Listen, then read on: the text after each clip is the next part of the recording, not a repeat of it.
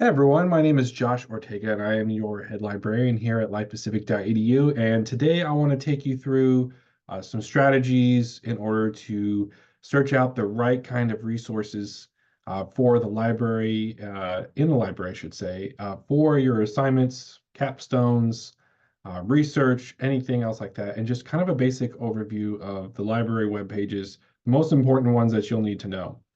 And so what this is really going to do is give you a great start in order to get a lot of time saved when you're doing your research for your assignments. So what I want to do here is share my screen and do a basic walkthrough of the library homepage, as well as some other facts and links that you'll want to get to know, as well as some of those strategies that we talked about. So let me go ahead and share my screen here so you guys can see that. And basically what we're going to be doing today is we are going to be looking at some of these things that you see here. Now, you can see that we have our basic page here. We have our search LPU catalog. You have some in Spanish. If you're a Hispanic student, you also have contact information policies, resources, services, and printing if you happen to be on campus. And once you become an alumni. Now, if you once you become an alumni, good for you. Thank you for working so hard to graduate. But then you're still able to use our online library website and our on-campus holdings. Now, that's one thing when we want to get started as is the difference between our in-person stuff and our digital things. And so a lot of what has been going on in the library world lately is there's been a lot of movement towards online resources. And not just that, but what we call open access, which means to you, free. A lot of publishers are moving towards this way. A lot of libraries, a lot of information resources are going to be free. And one of the big ones that you can use for this is called Google Scholar. Google Scholar basically searches just like Google does throughout the entirety of the internet to look for resources. Now, all of them are going to be open access or free, but you could definitely utilize that to look at places that can possibly be free. And it doesn't exactly give you the detail that something like our search engine does, but it wants to simplify it because it's Google and it wants it to look like Google.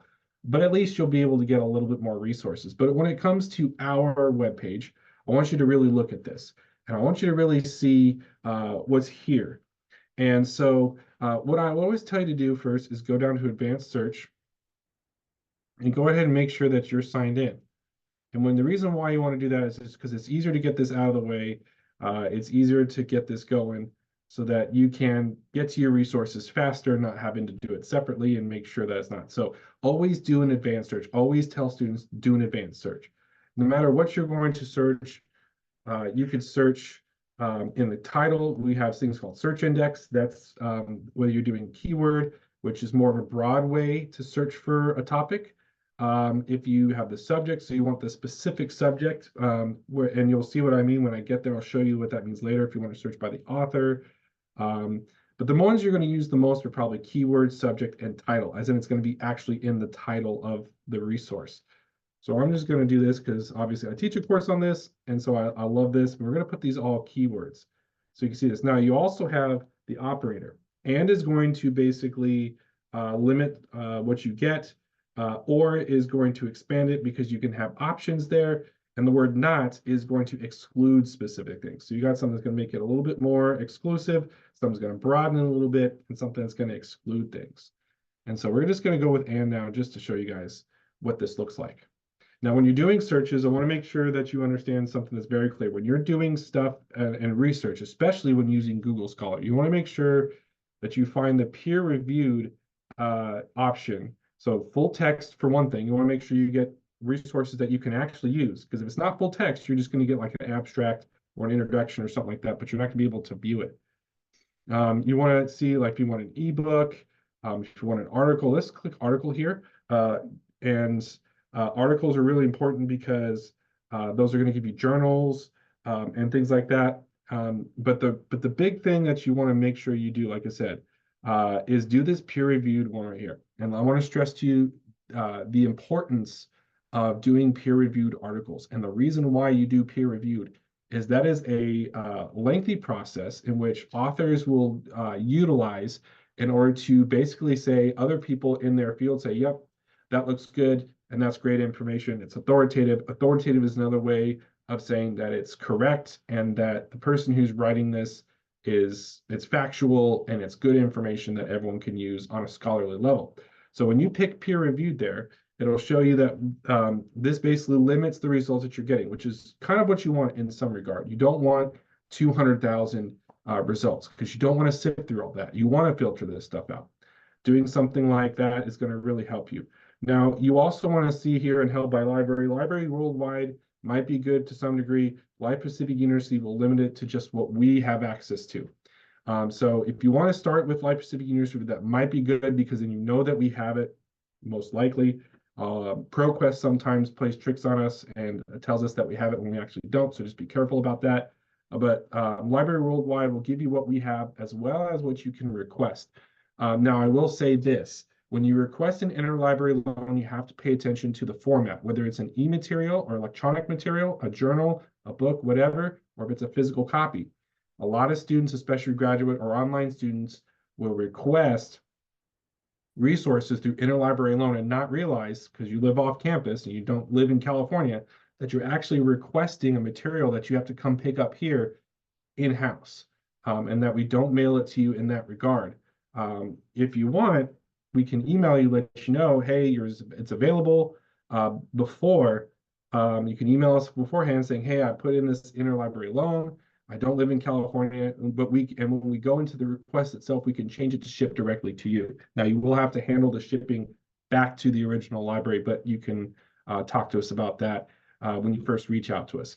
So you can see here that we have a bunch of different articles here. So you can see you have, let's see what happens when we click full text here. And it's going to take us to ProQuest.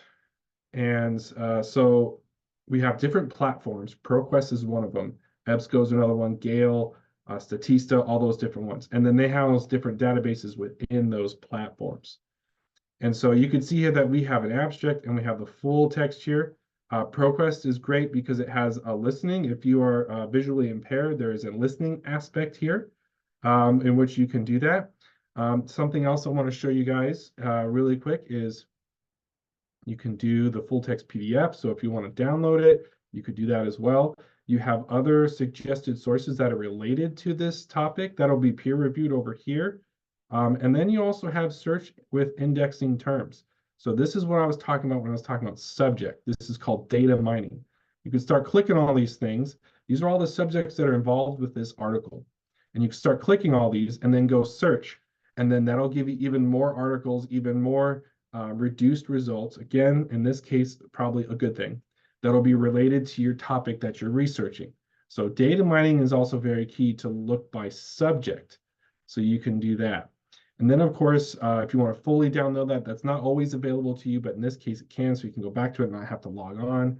But the other cool thing here is this citation feature that we have here. And you can go down, you can do APA if that's what you're doing, Chicago, Turabian, MLA, all the different kinds that are here that are probably going to be required for you guys to use is here and format it. Now, I will say to make sure always double check your formatting because they're not always 100% correct.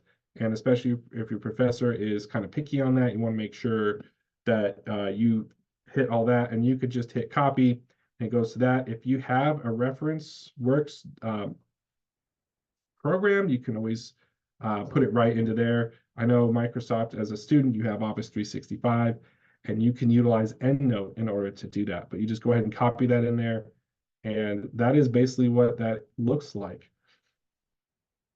And so when you're doing all these options here, let's go back to our page here.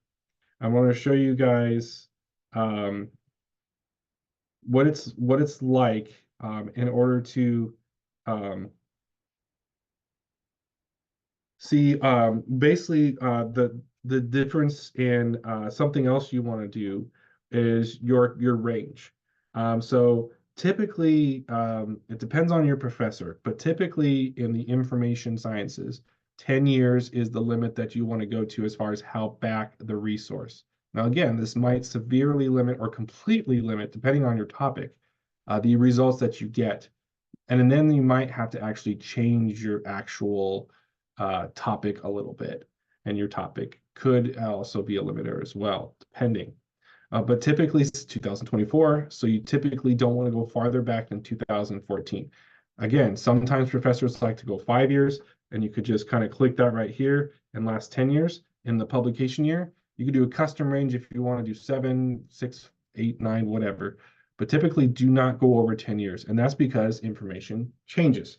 To give you an example, in the 1700s, in the medical field, they did a procedure called bloodletting, in which they would drain your blood in order to drain the virus or the sickness out of your body because they felt it was in your bloodstream. If you bled it enough, it would weaken it, and then your body could fight it off. Clearly, we don't believe in that anymore. In fact, all you're doing is just draining valuable blood. A couple of our founding fathers died that way because they let out too much blood, and so they bled out and died. And so it didn't actually help them; it actually hurt them. And we found in the medical world that that is no longer the case. And so research changes, people have different updates to the medical field. So you wouldn't look at a resource from that time unless it was for historical purposes. But if you're looking for actual credible information, that is what you have to do. You have to limit it to the last 10 years because in the business world, right, business practice changes in 10 years. Ministry, if you're in ministry practices change. Now, of course, you still have staples that are still around, but you're talking about the different types of ministries and the ways that people approach ministry might have changed in the last 10, 15 years, especially the way technology changes every year, every couple years. So does information as well. And so that's why you want to use the most recent possible. And of course, the other idea here is that with that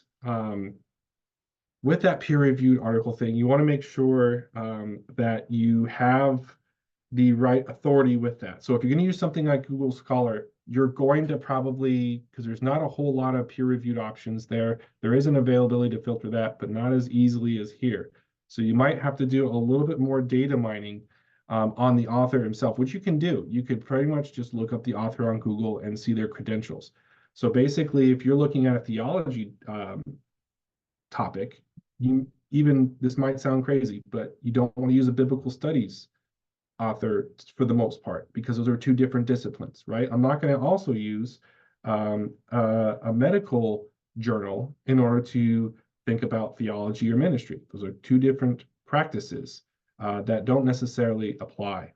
And so you got to make sure, one, that it is if you're doing theology, that is a theology journal and by a theological author. Now, there are times where a non-theological author will be okay, but again, you've got to look at their credentials. So they have the degree, have they have written in other peer-reviewed articles or books before, and then, what kind of other credentials do they have? Have they spoken at symposiums? Have they presented papers? All those kind of things are in their bios and stuff like that. And if you kind of see that and it matches up with the topic of what they're writing, then you know that they're going to be good and that they're going to be worthwhile reading their stuff.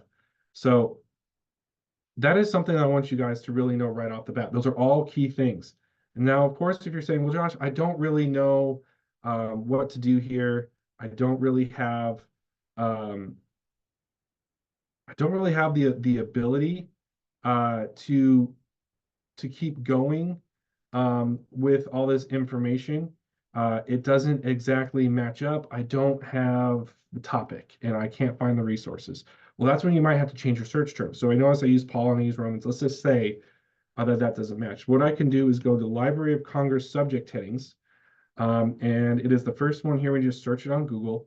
And then what I can do is, let's say I want to do church, right? Or I want to do Foursquare church, right? Or the Foursquare gospel. And when you think about research, when people are writing different articles and books on topics, just because you might think of it that way or call it that when you search it, doesn't mean that's how someone has written it. And so if you think of childhood psychology, childhood may not be the term that researcher has used in their article or as a subject line in their article. It could be adolescent psychology, or that be more is more of a broad term, childhood. It could be infant, it could be toddler, it could be teen, preteen, any of those things. It just depends. So what you do is you go to this website here at the library homepage, and then you will then look at, these are all at alphabetical order. So if you want to do childhood, you could go to C, and then you look up, it's, unfortunately, they haven't digitized this yet. I hope they do someday. But then you basically, it's an alphabetical order. Once again, the bold is the one you want to do. And you scroll through and you find the word childhood. Now, I just want to show you this, even though this is cable structures, it's not what you're probably researching ever. But what I want to show you guys is the difference in some of these things. So you have a universal function here, or form of this cable structures, but then you have a broad term. So these are words that are, if you need to go broader, as in you need to get more results, broad terms are the ones you want to use. Now, if you have NT, which is shown by here with literatures, right, you have NT. And so that's how you kind of want to use this for your advantage in order to find the right search terms. The other way you could do this, which is a lot more simpler, you don't have to scroll through all this, is that you use something what's called synonymous terms. So like I said, if you're going to do the Foursquare Church, a lot of people like to write on the Foursquare Church because we're a Foursquare institution, but unfortunately, there's not a lot, if any, research out there available in the Foursquare denomination. There just isn't. And so you might have to go Pentecostal instead of Foursquare, because we're a Pentecostal denomination. If you're still not finding anything within the Pentecostal denomination, you can go Protestant, right? That's the next step up. And you can do all that kind of stuff, or just Christianity in general, or church. And so there's a lot of things you can do in order to broaden or narrow. Obviously, I'm broadening those terms there. The opposite would be narrow. And so this is a lot of things you want to do in order to kind of help your research. And this can help save a lot of time. A lot of students spend hours just going in here and typing Paul and Romans, or Paul's letter to Rome. And that's what they type in for their search, if you could type like I can't. And then they hit search, and then they find all these things, and it has nothing to do with anything, or it's not theological, or it's not biblical studies, or it's not ministry, and everything like that. So a couple of resources, though, and that's the last thing I want to talk about. A couple of the resources that I want to make sure you guys are aware of is the citation libguides, online search techniques, what we just went over, and the Graduate Guide to be LPU library. And basically what these, click on these and they'll take you to basic tutorials, help guides, and everything. So like citation guide, if you're not sure how to cite a website or a YouTube page or something like that, it'll show you how to do that in text and in your reference bibliography, whatever format you are using. If you want to use the database, you want to go specific databases here, what you can do is you can go to Bible and theology databases, and where it says best bets, those are the ones you're going to want to use the most. And so you could do that. You could just search all of our data out. We have about 91 total databases. You could search those out A to Z to find the one that's right for you. And so the last thing that I really want you guys to see is our services. Now you can, if you need help finding something, you can always email myself, email the library, library@lipacific.edu. You can use our chat function or our frequently asked questions. But if you're looking for information and resource, you're not really sure how to find it or just want help, you can click that. It's a form that populates, and then you can fill that out, and then we get a notification for that. We could set up an appointment in order to help you do that. And so again, a lot of the features I showed you on ProQuest are in all the other ones. They just kind of look different, but for the most part, that's going to be there for you in order to do that. Now, we do have theses and dissertations, but that's a little bit more difficult to find things, but you can use that. But we could also do, again, interlibrary loan. We can also, if you say, hey, I'm looking for this text, maybe interlibrary loan is not available on that, you can send me the reference information, the bibliographic information, and then we can reach out to other partner schools that we have through the American Christian Libraries and our SCALC Southern California Library Consortium, other groups that we're a part of to help you get some of those articles. mainly articles, not books. Books would be through interlibrary loan, more or less. Articles can be definitely through interlibrary loan and all of our partner institutions. And so obviously, if you have any more questions, make sure you reach out to us, and hope that this was helpful to you. And make sure always communicate with us. Always communicate with your professors in your courses, because the last thing we want to do is you come down to the end of the assignment and you're not sure what to do. First thing you should do, start on your assignments early, contact us, use the Academic Support Center, and we're here to help you. Thank you for watching.